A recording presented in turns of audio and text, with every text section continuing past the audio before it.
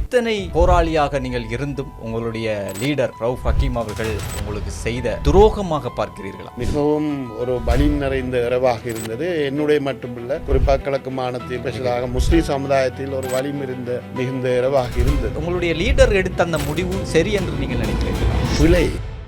மறைந்த உங்களுடைய தலைவர் MHM அஷ்ரப் அவர்கள் இந்த நேரம் இருந்திருந்தால் இந்த முடிவை எடுத்திருப்பார் இல்லை. நீங்கள் முஸ்லிம் காங்கிரஸோடு இணைய போவதாக ஒரு தகவல் பரவி இருக்கிறது. அது உண்மையில் பொய்.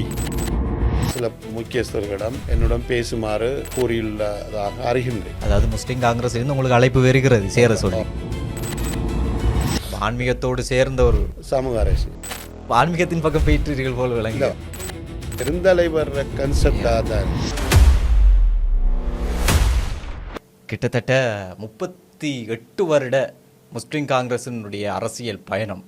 எவ்வளவு போராட்டங்களை சந்தித்திருப்பீர்கள், எவ்வளோ எதிர்ப்புகள், எவ்வளோ பேச்சுக்கள். இத்தனை போராளியாக நீங்கள் இருந்தும் கடைசி கட்டத்தில், அந்த கடைசி தருணத்தில் உங்களுடைய லீடர் ரவுஃப் ஹக்கீம் அவர்கள் உங்களுக்கு செய்த கடைசி நேரத்தில் வேட்பு மனுவில் உங்களுக்கு தரவில்லை. இதை நீங்கள் ஒரு துரோகமாக பார்க்கிறீர்களா? லீடர் செய்த ஒரு துரோகம் 38 வருட அரசியல் வரலாற்றில். என்னென்னா, முஸ்லீம் காங்கிரஸை பொறுத்தமல்ல, நாங்கள் ஒரு இப்பொழுது இருக்கின்ற அரசியல் சம்பிரதாயங்கள், குறிப்பாக ஒரு தேர்தல் காலத்தில் பதவிகளை பெறுவதற்காக அல்லது ஒரு அந்தஸ்தை பெறுவதற்கான ஒரு போராட்டத்திற்கு நாங்கள் உண்மையில் நுழையவில்லை. ஏன்னா விடுதலை புலிகளுடைய போராட்டம் மற்றும் ஏனைய தமிழ் மக்களுடைய போராட்டம் நடைபெற்ற பொழுது அந்த போராட்ட காலத்தில் முஸ்லீம்களுடைய பகிர்வாகம், முஸ்லீம்களுடைய விடுதலை சம்பந்தமான ஒரு தேவை இருந்தது. அதற்கு தலைமை தாங்கி எங்களுடைய பெருந்தலைவர் அஷ்ரப் வந்த பொழுது நாங்கள் உண்மையில் அதில் சேர்ந்தது ஒரு சிறுவர் போராளிகளாக.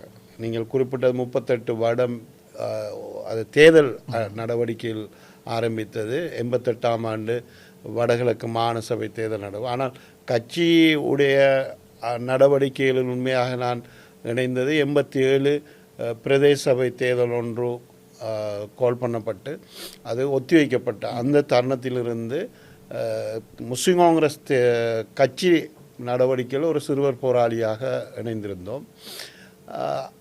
இருந்தும் அந்த ஆரம்பம் குறிப்பாக 87 பொழுது கிட்டத்தட்ட 41 வருடங்களை கடந்த ஒரு கட்சி பணி என்று சொல்வதற்கு எனக்கு உண்மை வாய் கூசுகின்றது. ஒரு இயக்க பணி என்றால் எனக்கு ஒரு ஆத்ம திருப்தி.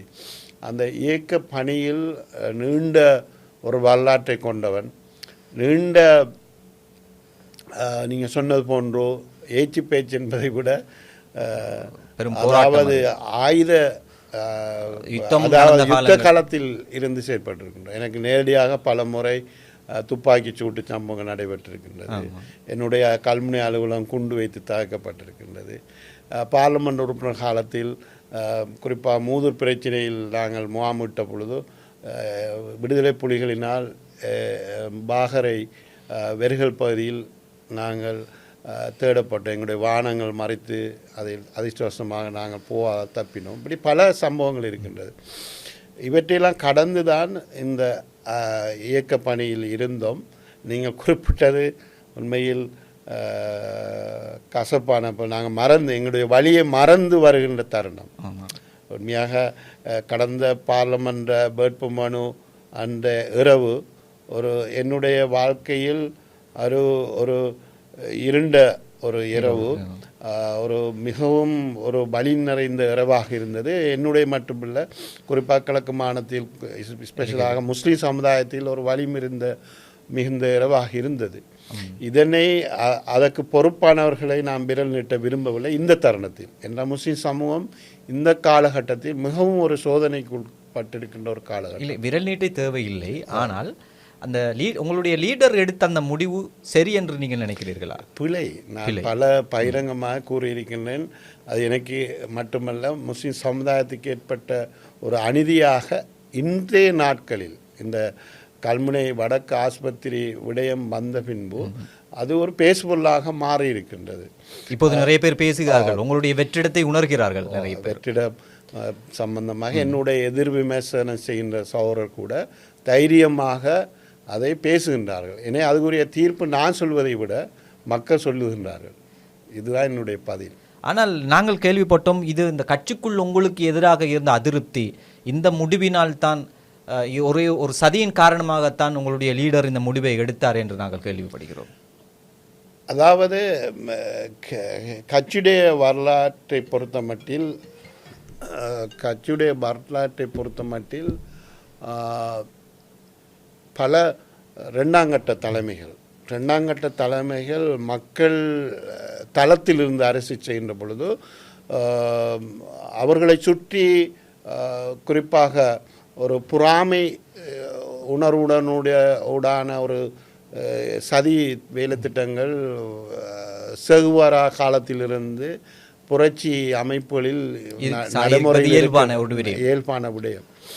அது கடந்த 38 வருட காலத்தில் எனக்கு கடந்த 10 வருடமாக இந்த தேர்தல் காலங்களில் என்னை தோற்கடிப்பதற்கான சதி முயற்சிகள் நடைபெறுவது அல்லது வேட்பு மனுவில் என்னை தடுப்பதற்கான சதி முயற்சி நடைபெறுவது. ஆனால் ஒற்றை மனிதர் மீது நாம் மிகுந்த விசுவாசம் கொண்டவர். அதான் லீடர் உங்களுடைய அவர் மீது உள்ள விசுவாசத்தின் காரணமாக இதை நான் அலட்டி கொள்வதில்லை. எப்பொழுதும் எனக்கு வெட்டு நடக்கும் அல்லது இறுதி நேரத்தில் கால் வாரப்படும்.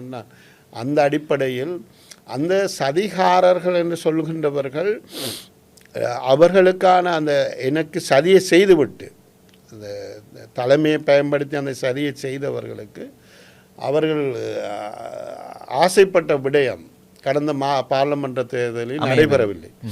அதற்கான மக்கள் தீர்ப்பை தெளிவாக அவர்களுக்கும் கட்சிக்கும் மக்கள் 2 தொகுதிகளில் அம்பாறை குறிப்பாக கல்முனை சம்மாந்திர தொகுதிகளில் அந்த மக்கள் தீர்மானத்தை கொடுத்திருந்தார். ஒருவேளை மறைந்த உங்களுடைய தலைவர் MHM அஸ்ரப் அவர்கள் இந்த நேரம் இருந்திருந்தால் இந்த முடிவை எடுத்திருப்பார்? இல்லை, எடுத்திருக்க மாட்டார். இல்லை. ஏனென்றா அகில் நான் தலைவரோட மிகுந்த நீண்ட நான் ஒஃபிஷியலான உறவு 87. ஆனால் அவருக்கு மினைக்கலான உறவு அவர் கல்முனை அம்மங்கோயில் வீதியில் இருக்கின்ற பொழுது அவருடைய வீட்டுக்கு முன்பு 10 மீட்டர் அளவில் தான் எங்களுடைய வீடும் அவருடைய வீடும் இருந்தது. எனவே அவர் குடும்ப உறவினர் என்ற அடிப்படையில் சிறுவர் ஆக இருந்த காலத்திலிருந்து அவருடைய குணாம்சங்களை கண்டிருக்கின்றேன். அவர் கட்சியில் எப்பொழுதும் ஏன் குர்ஆன் ஹதீஸை யாப்பில் முன்னிலைப்படுத்தினார் என்றால், கட்சி என்பது வெறுமனே அரசியல் அந்தஸ்தை பெறுகின்ற இயக்கமாக இல்லாமல் முஸ்லிம் சமுதாயத்துடைய ஆன்மீக வழிகாட்டியாக முஸ்லிம் சமுதாயத்துக்குரிய சமூக போராட்ட இயக்கமாக மாற்றம் என்பதை குறியாக இருந்தார். அதெல்லாம் அப்போ அவரை சுற்றி ஆன்மீக பலங்கொண்டவர்களும் சமூக உணர்வுகளும் மக்கள் தான் அவரை சுற்றி ஒரு 20 பேர் இருந்தால் 18 பேர் இந்த மாதிரி உணர்வுகளோடு இருப்பார்கள். 2 பேர் தான் சும்மா பதவிக்கு நடிச்சுக்கு இருப்பாங்க. இதான் அஷ்ரப். அதனால் அவர் இந்த முடிவை எடுத்திருக்கவே மாட்டார். அவருடைய அரசியல் வரலாற்றில் நீங்கள் பார்த்துருப்பீங்க. குறிப்பாக சிட்டிங் பார்லிமெண்ட் எம்பிமாருக்கு அவர் யாரையும் கடைசி நேரத்தில் ஹிஸ்புல்லாவை கூட கடைசி அவர் மரணிக்கின்ற தேர்தலில் கூட அவர் வேட்பாளராக நிறுத்தி இருந்தார். எவ்வளோ இடைவெளி இருந்தும் கூட அவருக்கு ஹிஸ்புல்லாவுக்கும். ஒருவேளை இப்படி யோசித்திருக்கலாம் தானே உங்களுடைய லீடர், இவ்வளோ காலம் இவர்கள் இருந்து விட்டார்கள், நாங்கள் அடுத்த கட்ட தலைவர்களை உருவாக்க வேண்டும், கட்சியை இன்னும் வளர்க்க வேண்டும் என்பதற்காக வேண்டி உங்களை வேட்புமனு தாக்கல் செய்யாமல் புறக்கணித்திருக்கலாம் தானே? அடுத்த தலைமுறைக்கு கட்சி இடம் கொடுக்கணும் என்பது முதலாவது குரல் கொடுத்தவன். கடந்த பார்லமெண்ட் வேட்புமனுவுக்கு முன்பு தேர்தல் எப்படி போட்டியிட வேண்டும் என்று விவாதம் வந்த பொழுது எல்லோரும் சொன்னார்கள், எஸ்ஜேபியோடு சேர்ந்து அம்பாறை மாவட்டத்தில் 4 அல்லது 3 வேட்பாளர்களை போட்டியிடுவோம் என்றால் பல பேர் கூறினார்கள். ஆனால் நான் தான் முதல் குரலாக சொன்னேன், இளம் தலைமுறையினர் உள்ள வேட்பாளர்களை சேர்த்து 10 பேர் மரச்சின்னத்தில் போட்டியிட தீர்மானத்தை எடுங்கள் என்று வலியுறுத்தியவன் நான் தான்.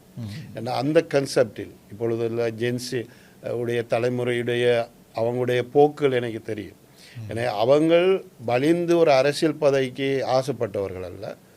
ஆனால் சமூக போராட்டம் நேர்மை, ஊழல் ஒழிப்பு என்பவற்றில் இந்த உலகளாவிய ட்ரெண்ட் அது. அது மாறி இருக்கிறது. மாறிட்டு டில்லியிலையும் சரி, நேபாளத்திலையும் சரி, பங்களாதேஷ்லையும் இப்ப கட்சி கொள்கைகளை தாண்டி நேர்மை ஊழல் இல்லாத ஒரு அதுக்கு அப்பால அவங்க பதவி ஆசை இல்லாத சரியா, அதில் அவங்க தெளிவாக இருக்கிற அப்படி ட்ரெண்ட் உள்ள சமுதாயத்தை நாங்கள் அவங்கள பிடிச்சிக்காந்து தேர்தலில் போட்டியிட வச்சு சரி பதவியை கொடுக்கோம்.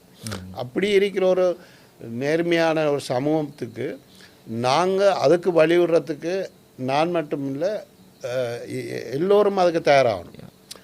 அப்படி ஒரு கன்செப்டில் கட்சி அதை நீண்ட அடிப்படை விவாதித்திருந்தால் நிச்சயமாக நாங்கள் தானாக வழிவிட்டிருப்போம். அதுக்கான சூழல் இப்போது இல்லை என்று சொல்கிறீர்களா? இது வரப்போகிறதா? நீங்கள் கேட்ட கேள்வி கடந்த இதில் அந்த இதுக்கான ஒரு தீர்மானமாக இருந்திருக்கலாமன்ற அடிப்பெல்லாம் நீங்கள் கேட்டீங்க. ஆனால் அது இணைக்கு மட்டும்தானே அப்படி என்று பார்த்தேன் அந்த கோலத்தில். ஏன்னா மற்ற எல்லாரும் கட்சியில் பழைய ஆக்கள் தான் கேட்டது எல்லாம் ட்ரிங்கோ பெட்டிகளோ பன்னி கட்சி நினைத்திருந்தால் எல்லோருக்கும் அது எல்லா ஒரு ஒரு ஒரு ஒரு கமிட்டியை போட்டு இதில் இந்த புதிய ஜெனரேஷனுக்கு எப்படி இதில் அவங்களுக்கு ஒரு பங்கை கொடுக்குறன்ற ஒரு இதில் ஒரு ஒரு ஒரு ஹிலாசான ஒரு முடிவு எடுத்திருந்தா அதுக்கு நீங்கள் ஏற்றுக்கொண்டு ஓடம் பற்றிருப்போம் நிச்சயமாக. இப்போது மீண்டும் அடுத்த ஒரு தேர்தல் வருகின்ற போது இப்போது அரசியல் ஒதுங்கி இருக்கிறீர்களா இல்லை அடுத்த தேர்தலுக்காக காத்துக்கொண்டு தேர்தல் நடவடிக்கை இல்லை, எதுவுமே இல்லை. அடுத்த முறை தேர்தல் வருகின்ற போது நீங்கள் முஸ்லிம் காங்கிரஸோடு இணைய போவதாக ஒரு தகவல் பரவி இருக்கிறது. அது உண்மையில் பொய். அது உண்மை பொய். ஆனால் முஸ்லிம் காங்கிரஸ் குறிப்பாக கிழக்குமான மத்திய குழுக்கள் போராளிகள் பல பேர் முகநூல்கள் சோசியல் மீடியாக்களில் அவங்களோட விருப்பத்தை தெரிவிக்காங்க. நாங்கள் கட்சிக்கு மீண்டும் என்னுடைய பங்களிப்பு வேண்டும். அது தலைமைக்கும் அது பல இடங்களில் சுட்டி காட்டப்படுகிறது. அப்போ அண்மையில் ஒரு செய்தி பார்த்தேன், பொத்திலில் வைத்து முஸ்லிம் தலைமை இது சம்பந்தமாக சில முக்கியஸ்தர்களிடம் என்னுடன் பேசுமாறு கூறியுள்ளதாக அறிகின்றேன். அதாவது முஸ்லீம் காங்கிரஸிலிருந்து உங்களுக்கு அழைப்பு வருகிறது சேர சொல்லி வருகிறது. ஆனால் அது சம்பந்தமாக நாங்கள் இப்பொழுது இந்த கல்முனை வடக்கு பிரச்சனை பல சமூக பிரச்சனை இருக்கிறது. நான் அதை சம்பந்தமாக ஆர்வம் காட்டலாம். ஆனால் உங்களுக்கு சேருவது அப்படி அழைப்பு வந்தால் நீங்கள் சேருவதுக்கு உங்களுக்கு விருப்பம் இருக்கிறதா? இல்லை, இது இப்போ உண்மையில் ஆக்கில் என்னோட பயணிச்சாக்களுக்கு தெரியும். நிறைய இதில் கூடுதலாக நாங்கள் முன்னிலைமைப்படுத்துவது பதவி அரசியல் அல்ல. இப்போ நாங்கள் உண்மையில் முன்னிலைப்படுத்துவது சமூக அரசியல். இப்போ எனக்கு கூடுதலாக அந்த இடைவெளியில் ஆன்மீகம் சார்ந்த சமூக அரசியலை பழைய தலைவர் அஷ்ரஃபுடைய பாசறையில் இதை சமூகத்துக்குள்ளே ஊன்றி விதைக்கும் மண்டலத்தில் இருக்கிறேன். என்ன போதை வஸ்து சில சீரழிவுகளும் இன்று இளைஞர்கள் எல்லா சமூக இளைஞர்கள் மத்தியிலும் பரவுகிறது. ஆன்மீகத்தோடு சேர்ந்த ஒரு சமூக அரசியல். இப்போ ஆன்மீகத்தின் பக்கம் போயிட்டீர்கள் போல் விளங்குகிறது. இல்லை, அதுக்கு நான் அது ஒரு வேறு சப்ஜெக்ட். ஆனால் பெருந்தலைவர் கன்செப்டாக தான் இருந்தது. அது நிறைய சமூக ஒழுக்க விளிமியங்களை உருவாக்கும். அது தோய் கொண்டு இருக்கேன் என்னுடைய பார்வையில். கடைசி நேரத்தில் கூட உங்களுடைய பெருந்தலைவர் அந்த ஆன்மீகத்தோடு அதிக நெருக்கமாக இருந்ததாக நாங்கள் நிச்சயம் கடைசி காலகட்டங்களில் நான் அவர் கூட இருந்தவன். அவர் ஒளிவு சேக்கிட்பாங்கள தொடர்ச்சியாக 3 இரவுகள் அவருடன் தங்கியிருந்தவன். அவர் மிகப்பெரிய ஒரு மகான். என்னை பொறுத்தவரை நான் மகான் என்று சொல்லுவேன். அவர் ஒரு மகான். அது இலங்கை முஸ்லீம்களுக்கு அவருடைய இழப்பு ஒரு துரதிஷ்டம் என்று நான் சொல்லுவேன்.